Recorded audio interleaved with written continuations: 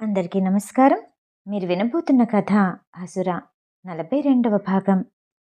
AK తల్లి శాలినీదేవి రావటంతో తనతో ఆమె ఇంటికి వెళ్ళింది వేద. మరుసటి రోజు ఆదివారం ఏకే విదేశాల్లో ఉన్న కంపెనీకి వెళ్ళటంతో వేద శాలిని దగ్గరే ఉండిపోయింది. శాలిని వేదాకి నిజం చెప్పాలని అనుకుంది, కానీ చెప్పలేకపోయింది. వేదాని ఆమె తల్లి ప్రేమని కూడా మరిపించేంత ప్రేమగా చూసుకుంది శాలిని. ఆ రోజంతా సంతోషంగా గడిపి మరుసటి రోజు ఆఫీస్కి వెళ్ళిపోయింది వేద. వీలున్నప్పుడల్లా ఆమెని కలుస్తూనే ఉండేది. అప్పుడప్పుడు ఫోన్లో మాట్లాడుకునేవారు. ఒకసారి మీటింగ్లో ఉన్నప్పుడు వేద మొబైల్ రింగ్ అయింది. శాలినీదేవి కాల్ చేసింది. మెరుపు వేగం కన్నా త్వరగా ఏకేకి కోపం వచ్చి ఆ మొబైల్ తీసి దూరంగా విసిరికొట్టాడు. అతని కోపాన్నంతా ఆ మొబైల్ మీదే చూపించాడు. ఆ రోజు సాయంత్రం యాపిల్ ఫోన్ కొనిచ్చాడు ఏకే. ఏకే ప్రవర్తనకి అప్పుడప్పుడు అలవాటు పడుతున్న రోజులవి. చాలాసార్లు మానేయాలనుకుంది, కానీ రాసుకున్న బాండ్ సంవత్సరం కాబట్టి ఆ తర్వాత మానేయాలి అనుకుంది. ఆ రోజు సాయంత్రం ఆఫీస్ సమయం అయిపోయిన తర్వాత తన గదికి వెళ్ళిన వెంటనే కొత్త మొబైల్లో తన పాత సిమ్ వేసింది. స్విచ్ ఆన్ చేసిందో లేదో నోటిఫికేషన్స్ వస్తూనే ఉన్నాయి. అన్ని శాలినీదేవి మిస్డ్ కాల్ నోటిఫికేషన్సే. కంగారు పడిన వేద వెంటనే శాలినీదేవికి కాల్ చేసింది. శాలినీదేవి హాస్పిటల్లో అడ్మిట్ అయినట్టు ఎవరో చెప్పారు. అది వినగానే ఒక్క నిమిషం కూడా ఆలస్యం చేయకుండా వెంటనే హాస్పిటల్కి పరిగెత్తింది వేద. శాలినీదేవి ఐసీయూలో ఉంది. లోపల నుండి వస్తున్న డాక్టర్ని చూసి ఆవిడికెలా ఉంది? వడివడిగా వెళ్ళి ఆందోళనగా అడిగింది. మీరేమవుతారు? అడిగాడతను. అది నాకు తల్లి లాంటివారు. అతను అనుమానంగా చూశాడు. అది నాకత్తయ్య అవుతారు. తనకి తెలియకుండానే నిజమే చెప్పింది వేద. మీ పేరు నివేదానా? వేద అవును అన్నట్టు ఆశగా తల ఊపింది. ఆవిడ పరిస్థితి ఏం బాలేదు అంటూ పూర్తిగా వివరించి అర్జెంటుగా ఏబీ నెగిటివ్ బ్లడ్ గ్రూప్ కావాలి అంటూ ముందుకు కదలబోయారు డాక్టర్. నాది అదే బ్లడ్ గ్రూప్, నేనిస్తాను. వేద చెప్పిన వెంటనే డాక్టర్ వెంటనే నర్సుని పిలిచి వేదాన్ని టెస్టులు చేసి తర్వాత జరగాల్సిన వాటికి ఏర్పాటు చేశారు. ఆమె ఆరోగ్యం గురించి డాక్టర్ చెప్పింది తలుచుకుంటే వేదకి చాలా బాధగా అనిపించింది. శాలినీదేవి స్పృహలోకొచ్చాక వేద 2 రోజుల పాటు ఆమెతోనే గడిపింది. ఏకే మెసేజెస్ కానీ కాల్స్కి కానీ ఎలాంటి సమాధానం ఇవ్వలేదు. కొంచెం కోలుకుంటుంది అనిపించగానే 3వ రోజు ఆఫీస్కెళ్ళింది వేద. దానికి శిక్షగానే ఇండియాలో ఎక్కడి తిరిగినా తనతోనే ఉండాలన్నాడు ఏకే. అయినా ఆమె మీద కోపం తగ్గలేదు. చాలాసార్లు ఆమెని చాలా ఆలస్యంగా ఇంటికి పంపించేవాడు. ఎన్నోసార్లు శిక్షగా పగలు రాత్రి అనేది చూడకుండా దారి మధ్యలో వదిలేసి వెళ్ళిపోయేవాడు. తన రోజు ఏకేతో మొదలయ్యి ఏకేతోనే ముగుస్తుంది. నెమ్మదిగా అలవాటు పడుతోంది. ఏకే నెలకోసారి విదేశాలకి వెళ్ళేవాడు. ఆ రోజు సెలవులా అనిపించేది వేదాకి. ఈసారి ఏకే విదేశాలకి వెళ్ళగానే వేద వెంటనే హాస్పిటల్కి చేరుకుంది. శాలిని ఆరోగ్య పరిస్థితి పూర్తిగా మారిపోయింది. ఇద్దరి మధ్య అనుకోకుండా జరిగిన పరిచయం, ఏర్పడిన బంధం అంతా విచిత్రంగా అనిపించింది వేదాకి. ఆ రోజు శాలిని తన కొడుకు గురించి చెప్తూ ఉండగా వేద విని ఆశ్చర్యపోయింది. మీకు కొడుకున్నాడా? మరెందుకు ఇక్కడికి రాలేదు? అడగొచ్చో అడగకూడదో తెలీదు. నన్ను మాట్లాడమంటారా? పిలవమంటారా? వేద ఆతృతగా అడిగింది. వాడు రాడు. మా నాన్నకెంత కోపమో వాడికి కూడా అంత కోపమే. ముద్దుగా ఆనందు అని పిలుచుకుంటాను. నేను చేసిన తప్పు, నేను చేసిన పాపం వల్లే అందరికీ దూరం అయ్యాను. నేనెలాంటి పరిస్థితిలో ఉన్నానో కూడా ఎవ్వరికీ తెలీదు. నాకు సహాయం చేస్తావా? అంటూ దిండు కింద ఉన్న డైరీని తీసి వేద చేతిలో పెట్టి, ఇది మా నాన్నకందేలా చెయ్యాలి. ఇది చదివారంటే నా మీద కోపం పోతుంది. అది నువ్వొక్కదానివే చెయ్యగలవు. నువ్వు ఖచ్చితంగా చేస్తావనుకుంటున్నాను.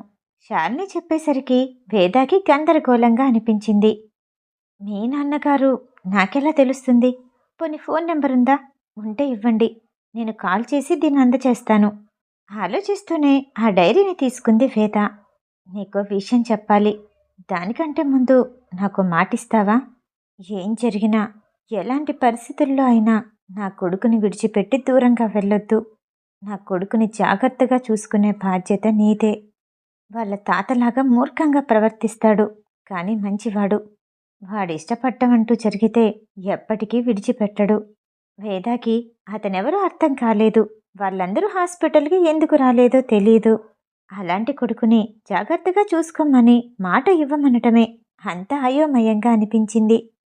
శాలినీదేవి కన్నీళ్లు చూసి కరిగిపోయింది వేద. కాని మాట ఇవ్వలేకపోయింది. నా కొడుకు పేరు ఆనంద్ కుమార్. నువ్వు పనిచేసేది వాడి దగ్గరే. కష్టంగా ఊపిరి పీల్చుకుంటూ చెప్పింది శాలిని. మా బాస్ మీ కొడుకా? వేద ఆశ్చర్యపోయింది. నాకు మాటిస్తున్నావు కదూ, నీకు మరో విషయం చెప్పాలి అంటూ ఊపిరి పీల్చుకోవటం కష్టమవుతూ ఉంటే అది చూసిన వేద కంగారు పడిపోయింది. డాక్టర్ అని అరుస్తూ పరిగెత్తపోతుంటే ఆమె చేయి పట్టుకుని ఆపింది నిర్మల. ఆంటీ, మీకేం కాదు, డాక్టర్ వచ్చేస్తున్నారు. సర్ది చెప్తూనే డాక్టర్ అని గట్టిగా పిలిచింది వేద. నేను చనిపోయే ముందు నా చివరి కోరిక ఇదే. తీరుస్తావు కదూ? నేనింకా బ్రతకను, ఎవ్వరూ లేకుండానే చచ్చిపోతాననుకున్నాను అంటూ మరింతగా ఆయాసపడిపోయింది శాలిని. గత్యంతరం లేని పరిస్థితుల్లో తప్పక వేద ఆమెకి మాటిచ్చింది. ఆ మాట తీసుకోగానే తన తండ్రి గురించి చెప్పకుండానే శాలినీదేవి చనిపోయింది. ఆమెకిచ్చిన మాట కోసం వేద ఏకే ఎంత టార్చర్ పెట్టినా అతని చుట్టూనే తిరుగుతోంది.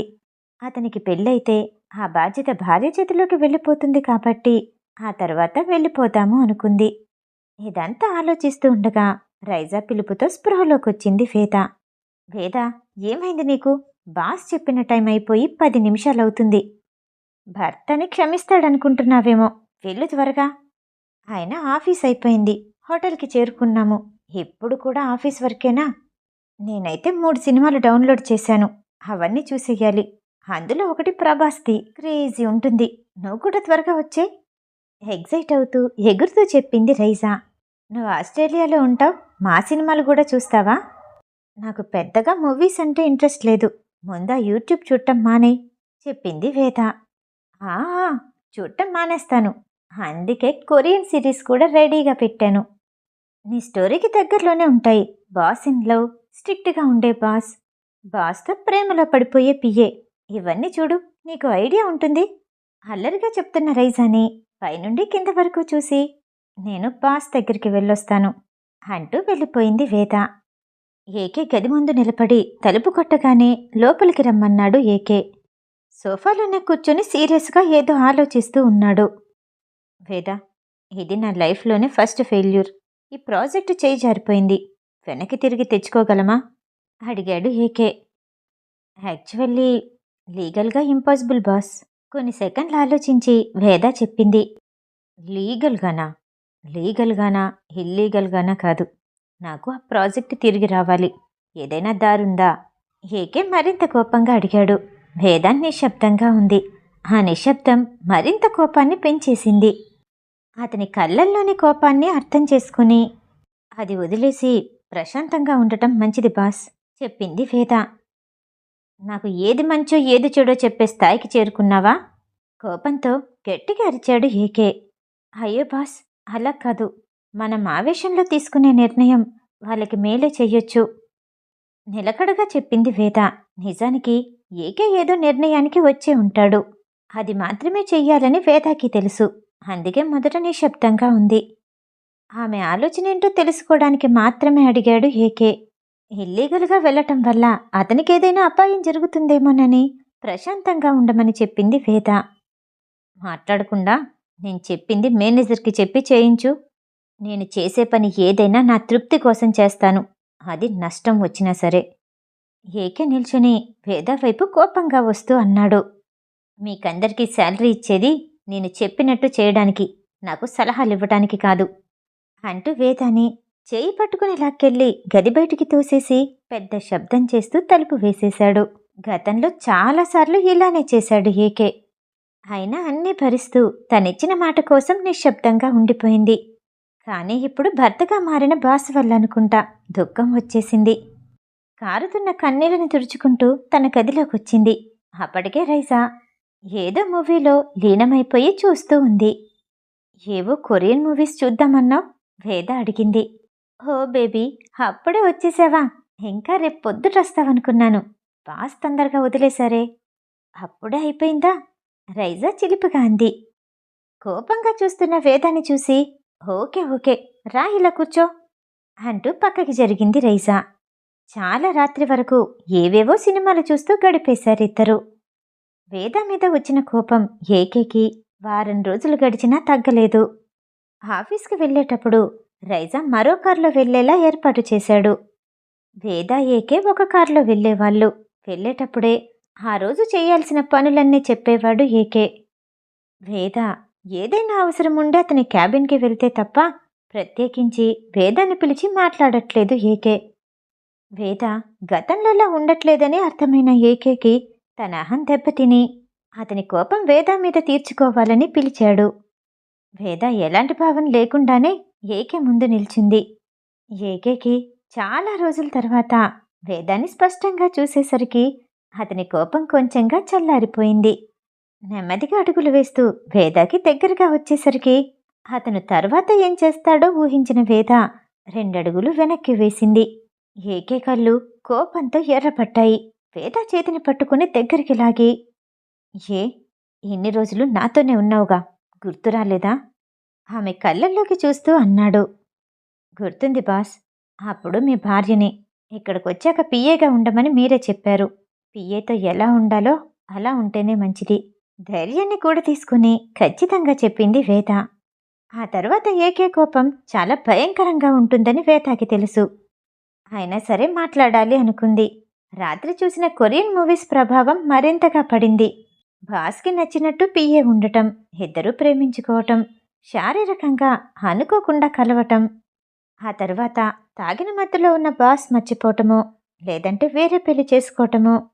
పిఏ చాలా కష్టాలు పడి మూవీ అంతా అయిపోయే ముందు బాస్ ఆమె కూతుర్ని అతని కూతురు అని తెలుసుకొని ఆ తర్వాత ఇద్దరూ కలిసిపోవటం. ఇవన్నీ చూసిన వేదాకి బాస్కి దూరంగా ఉండటమే మంచిది అనుకుంది. ఏకే ఏదో అనబోతూ ఉండగా అతని మొబైల్ రింగ్ అయింది. వేద చేతిని వదలకుండానే కాల్ పికప్ చేశాడు. అవతల చెప్పింది వినగానే కోపంతో గట్టిగా అరిచి అతని చేతిలో ఉన్న ఫోన్ని విసిరికొట్టబోయాడు. బాస్ అంటూ అతని చేతిని పట్టుకొని ఆపింది వేద. ఆ కోపాన్నంతా వేద మీద చూపిస్తూ, ఇక్కడి నుంచి వెళ్ళిపో అంటూ గట్టిగా అరిచాడు. వేద బయటికి వెళ్ళిన వెంటనే అతని టేబుల్ మీద ఉన్న ఫైల్స్ని మొత్తం చల్లా చెదురు చేస్తూ కింద పడేశాడు. ఏకే తన ప్రాజెక్ట్ ఖచ్చితంగా తిరిగొచ్చేలా ప్లాన్ చేశాడు. కానీ అది కూడా ఫెయిల్ అయింది. వారం రోజుల క్రితం వేద మాట్లాడిన మాటలు గుర్తొచ్చాయి. దాన్ని వదిలేసి ప్రశాంతంగా ఉండటం మంచిది బాస్. మీకులాగే ఆలోచించే మనిషి మరొకరుండొచ్చేమో. ఆ మాటలన్నీ గుర్తొస్తుంటే తన కోపాన్ని నిభాయించుకోలేకపోయాడు ఏకే. అదే సమయానికి దేవేంద్ర తన గదిలో ల్యాప్టాప్ స్క్రీన్ చూస్తూ నవ్వుకున్నాడు. నీకులాగా ఆలోచించే మనిషి మరొకరున్నారని ఊహిస్తున్నావా? ఎయిర్పోర్ట్లో ల్యాప్టాప్ను వదిలేసి వెళ్ళావు. దాన్ని హ్యాక్ చేసిన విషయం ఎవ్వరూ కనిపెట్టలేరు. నన్ను చూడాలనుకున్నావుగా, నేను వస్తూనే పని మొదలు పెడతానని తెలీదా నీకు? చుట్టూ ప్రతిధ్వనించేలా గట్టిగా నవ్వాడు దేవేంద్ర. నిజానికి దేవేంద్రని కనిపెట్టడం కోసమే వేదాన్ని పెళ్లి చేసుకోవాలి అనుకున్నాడు ఏకే. ఆ ఇద్దరికి మధ్య ఉన్న సంబంధమేంటో ఏకేకి పూర్తిగా తెలీదు. కానీ వేద ద్వారా దేవేంద్రని పట్టుకున్న తర్వాత ఆమెకి డైవర్స్ ఇవ్వాలి అనుకున్నాడు. ఆ తర్వాత ఏకేకి అర్థమైంది, దేవేంద్రకి వేద తెలుసు కానీ వేదకి దేవేంద్ర ఎవరో తెలీదని. ఎప్పుడైతే వేద తన మామ కూతురని తెలిసిందో ఆ విషయం వేదకి ఎప్పటికీ తెలియకూడదు అనుకున్నాడు. కానీ ఎన్ని రోజులిలా? కాలం ఏం నిర్ణయిస్తుందో ఏకేకి తెలియదు. ఆఫీసులో క్యాబిన్ నుండి వేద బయటకొచ్చిన తర్వాత మళ్ళీ ఏకేకి కనిపించలేదు. ఆ రోజు సాయంత్రం కూడా రైజాతో కలిసి హోటల్కి చేరుకుంది వేద. తన గదిలో కూర్చున్న ఏకే వేదలో వచ్చిన మార్పు గురించి ఆలోచిస్తూ ఉన్నాడు. ఊర్లో ఉన్నప్పుడు నేనెప్పుడు దగ్గరికి తీసుకున్నా ఏమనలేదు. ఇంకా కోఆపరేట్ చేస్తున్నట్టు దగ్గరకొచ్చేది. ఇప్పుడెందుకిలా? అంటే నా భార్యగా ఉండాలనుకుందా? భర్తగా నాకు ఆ హక్కునిచ్చిందా? ఇప్పుడు పిఏగా ఉండమన్నాను కాబట్టి దూరంగా ఉంటుందా? నేనెందుకు ఆమె గురించి ఆలోచించాలి? ఏ నాకెవ్వరూ లేరా? తనకి ఎందుకు ముద్దివ్వాలి? ఏకే ఆలోచిస్తూ తన దృష్టిని మరల్చడానికి ల్యాప్టాప్ ఓపెన్ చేసి తన వర్క్ చేసుకోవటం మొదలుపెట్టాడు. సరిగ్గా అదే సమయానికి వేద యాపిల్ వాచ్ మోగింది. వేద బయటికి వెళ్ళటం చూస్తూ, ఇప్పుడేంటి? ఎందుకిది?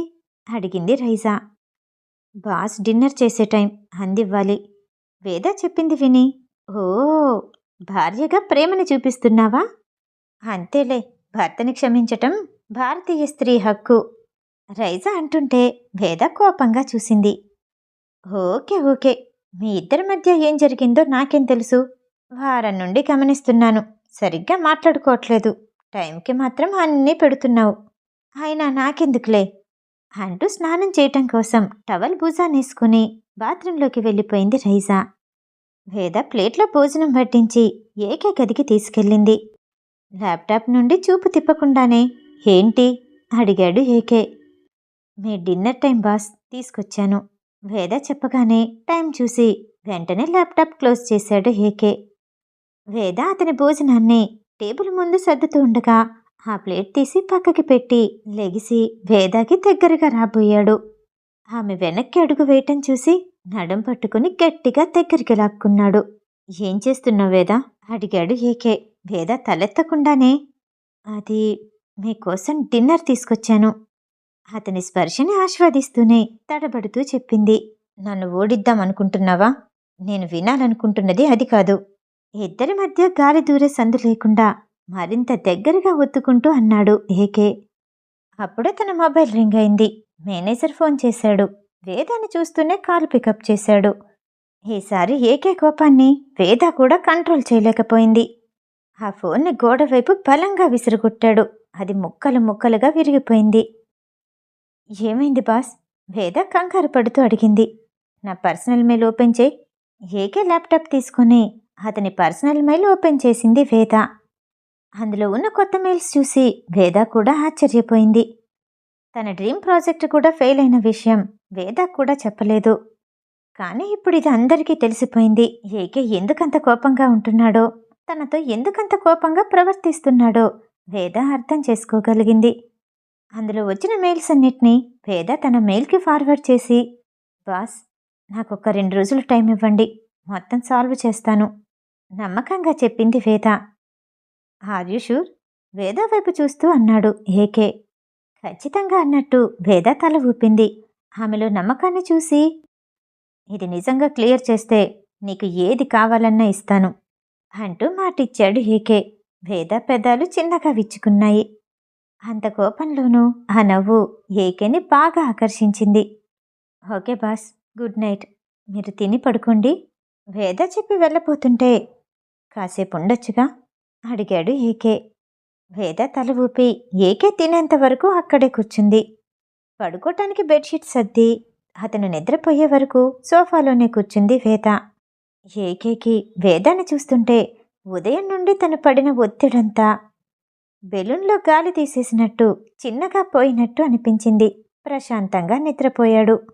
ఉదయం నిద్ర లేచేసరికి వేద కంటే ముందే ఏకే లేచి జాగింగ్కి వెళ్ళిపోయాడు. రాత్రి వేదాన్ని కౌగిలించుకున్నాక తన పొగరు ఉత్సాహం తిరిగొచ్చినట్టు అనిపించింది. వేద కూడా ప్రాజెక్టు గురించి ఆలోచించటం మొదలుపెట్టింది. రైజా బాత్రూంలోకి వెళ్తూ బాల్కనీలో ఉన్న వేదాన్ని చూసి, నేను మధ్యరాత్రిలో కూడా చూశానే, రాత్రి ఎక్కడ పడుకున్నావు కనిపించలేదు అని అనుమానంగా అడిగింది. అది బాత్రూంలోనే, ఏదో ఆఫీస్ వర్క్ చేస్తూ అలానే పడుకుండిపోయాను.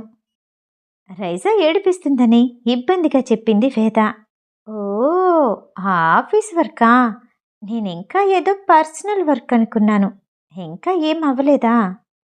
మొత్తం అయిపోయిందా? అదే ఆఫీస్ వర్క్? రైజా ఏడిపిస్తూ అడిగింది. బాస్ జాగింగ్కెళ్ళొచ్చేసరికి నువ్వు రెడీ అవ్వాలి. నాకు సిబిఐలా తయారయ్యావు. నీకు చెప్పకుండా ఏది జరగదు. ముందు రెడీ అవ్వు. వేద అంటూ కొట్టడానికి దగ్గరకొస్తూ ఉండగా రైజా నవ్వుతూ బాత్రూంలోకి వెళ్ళిపోయింది. ఆఫీస్కి వెళ్ళాక ఏకేతో ఏవో ఫైల్స్ మీద సంతకాలు చేయిస్తుంది వేద. అప్పుడే వచ్చిన ప్యూన్, సార్, మీకు పార్సిల్ వచ్చింది అంటూ లోపలికొచ్చాడు. వేద వెళ్ళి వెంటనే అందుకుంది. ఏంటిది అడిగాడు ఏకే. కొత్తది ఐఫోన్ ఆర్డర్ చేశాను బాస్, మీ మొబైల్ పగిలిపోయింది అంటూ పార్సిల్ విప్పి ఏకే సిమ్ తీసుకొని ఆ కొత్త మొబైల్లో పెట్టింది. నిజానికి ఆ ఐఫోన్ కలర్ ఏకేకి నచ్చలేదు. అయినా సరే ఉంచుకోవాలి అనుకున్నాడు. మనీ పే చేశావా అడిగాడు ఏకే. ఎస్ బాస్, అది ఆఫీస్ అకౌంట్లో నుంచి. వేద చెప్తూ ఉండగా, ఏ, నీ అకౌంట్లో మనీ లేవ్వా? పర్లేదు, నెక్స్ట్ మంత్ శాలరీ వచ్చాక అందులో కట్ చేయమని చెప్తాను అన్నాడు ఏకే. వేద షాక్ అయ్యి చూసింది. ఏం వేద, ఆ మాత్రం నీ భర్తకి నీ డబ్బులతో ఫోన్ కొనివ్వలేవ్వా? అడిగాడు ఏకే. ఇందాక నోరు మాత్రమే తెరిచింది, ఇప్పుడు కళ్ళు కూడా పెద్దవి తెరిచి చూస్తుంటే ఏంటి, ఏదైనా తప్పుగా మాట్లాడానా? నువ్వు పే చేస్తానంటే చెప్పు, తీసుకుంటాను. లేకపోతే ఇది నాకొద్దు అంటూ మొబైల్ని టేబుల్ మీద పెట్టబోయాడు. హా, లేదు బాస్, నేనే పే చేస్తాను చెప్పింది వేద. మనసులోనే నవ్వుకొని కుర్చీలో నుండి లేచి వేదాన్ని కౌగిలించుకొని, ఈ మొబైల్ బావుంది అంటూ మొబైల్ ఆన్ చేశాడు ఏకే. అతను చేస్తున్న పనులకి వేద ఏదో ట్రాన్స్లో ఉన్నట్టు, మరో లోకంలో తిరుగుతున్నట్టు ఉంది. ఇంకా సైన్ చేయటానికి ఏమైనా ఫైల్స్ మిగిలున్నాయా? ఏకే అడగటంతో ట్రాన్స్లో నుండి బయటకొచ్చింది వేద. ఇంకా ఇంకేం లేవు బాస్. ఓకే, నెక్స్ట్ ఏంటి అడిగాడు ఏకే. ఇవాళ బిజినెస్ పార్టీ ఉంది, వెళ్ళాల్సిన అవసరం ఉందా లేదా? ఏకే అడిగాడు. మీరేం చెప్తే అదే బాస్ అంది వేద. నువ్వు వెళ్ళాలనుకుంటున్నావా లేదా? అడిగిన దానికి సమాధానం చెప్పు. నీకిష్టం లేకపోతే మానేద్దాం. ఏకే తన పర్మిషన్ అడగటం ఏంటో వేదాకి అయోమయంగా అనిపించింది. ఏదో కలలో ఉన్నట్టు, నేను అన్నీ రెడీ చేస్తాను బాస్, వెళ్దాం అంటూ క్యాబిన్ నుండి బయటికి వచ్చింది. అతని చేతిలో ఉన్న మొబైల్ చూసి మొదటిసారిగా దాన్ని జాగ్రత్తగా దాచుకోవాలి అనుకున్నాడు ఏకే. వారం రోజులుగా వేదాన్ని పట్టించుకోలేదు. అందుకే ఈసారి వేదాన్ని అడిగి చేసి ఆమెని సంతోషపరచాలి అనుకున్నాడు. సాయంత్రం 6 గంటల వేళ రైజా వేదాకి ఫోన్ చేసింది. ఇప్పుడెందుకు నువ్వు నన్ను ఫోన్ చేయమన్నావు? నేను నువ్వు చెప్పిన చోటుకొస్తాను, అక్కడే ఉంటావా అడిగింది రైజా. నేనే కాదు, బాస్ కూడా ఉంటారు, కానీ మేమెవరమో తెలియనట్టు నువ్వు నటించాలి వేద చెప్పింది. బిజినెస్ మీటింగ్లో ఆల్రెడీ నన్ను చూశారు, మళ్ళీ ఇప్పుడు నటిస్తే బాగుంటుందా? ఈజీగా దొరికిపోతాను రైజా చెప్పింది. అలా కాదు, ఆస్ట్రేలియాలో ఎలా ఉండేదానివి, అలా మోడ్రన్ డ్రెస్ వేసుకుని రా సలహా ఇచ్చింది వేద.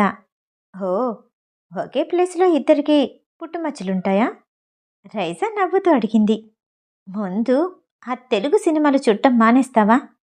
నువ్విప్పుడు దేని గురించి ఆలోచించాల్సిన అవసరం లేదు. ఆ గదిలోకి వెళ్ళు, అక్కడన్నీ ఉన్నాయి. నేనక్కడ పెట్టిన డ్రెస్ వేసుకొని మేకప్ అయ్యిరా చెప్పింది వేద. అసలిదంతా బాస్కి తెలుసా తెలీదా? నన్నెక్కడో ఇరికించేలానే ఉన్నావు. సరే, మిస్సెస్ బాస్ ఏది చెప్తే అది వినాలి అంటూ కాల్ కట్ చేసింది రైజా. మీటింగ్కి సిద్ధమవుతూ ఏకే దగ్గరికి వెళ్ళింది వేద. ఆమె కోసమే ఎదురు చూస్తున్నట్టు వేద రాగానే లెగిసి నిల్చున్నాడు. మీటింగ్ ఎన్నింటికి అడిగాడు. అది 8ంటికి మొదలవుతుంది బాస్ వేద చెప్పింది.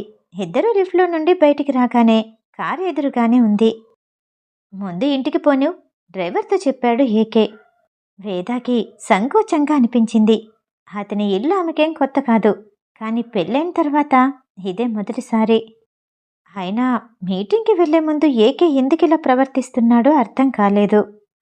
ఆలోచిస్తూ ఉండగానే కారు ఇంటికి చేరుకుంది. ఏంటి, హారతిచ్చి పిలవాలా ఏకే అనటంతో, లేదు బాస్, వస్తున్నాను అంటూ వెంటనే కారు దిగింది వేద.